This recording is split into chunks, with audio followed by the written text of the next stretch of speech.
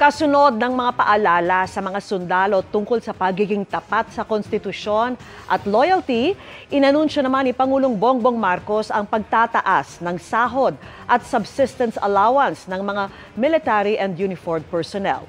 Nakatutok si Mariz Umali. Umugong ang mga balita ng destabilisasyon sa hanay ng militar, kasabay ng mga idinaos na malawakang kilos protesta sa gitna ng sunod-sunod na naungkat na anomalya sa flood control project at pati sa budget insertion. Pero hindi nagpapatinag ang Pangulo na ilang beses nang nagpaalala sa mga sundalo na maging tapat sa konstitusyon. Tulad sa hapunang hinost niya para sa mga Council Sergeants Major, mga senior enlisted personnel na nagpapayo sa AFP Chief of Staff sa pagbuo ng mga pulisiya sa sandatahang lakas kamakailan. In these challenging times when uncertainty tries to cloud our vision, your purpose remains unchanged: to uphold our Constitution, remain loyal to the Republic, and to protect all Filipino citizens. Ganyan din ang bilin niya sa pagtatapos ng mahigit 600 bagong opisyal sa Major Services Officer Candidate Course. The AFP that you are part of now must always rise above politics. Your loyalty must not be for any individual or any faction, but only to the Republic.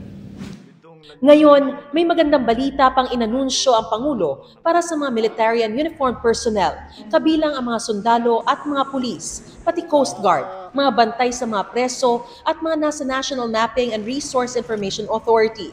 Bilang pagkilala sa inyong walang sawang paglilingkod, dedikasyon at husay, ating itataas ang base pay ng MUP. Sabi ng Pangulo, pagkilala ito sa patuloy nilang pagtupad ng tungkulin sa gitna ng hamon ng mga kalamidad at banta sa seguridad, mapalupa, tubig o himpapawid pa. Ang ating mga MUP ang unang sumasagot sa tawag ng tungkulin, kahit kaakibat nito ang mga banta sa kanilang kaligtasan. Sa lupa, tubig o himpapawid, hindi kayo nagdadalawang isip na magsakripisyo ng inyong kaligtasan para sa kapakanan ng bawat Pilipino. Hindi binanggit ng Pangulo kung magkano ang itataas sa base pay ng mga MUP, pero ipatutupad daw ito sa 3 yugto, sa January 1, 2026, January 1, 2027, at January 1, 2028. Simula January 1, 2026, itataas din ang subsistence allowance ng mga military and uniformed personnel sa 350 pesos kada araw.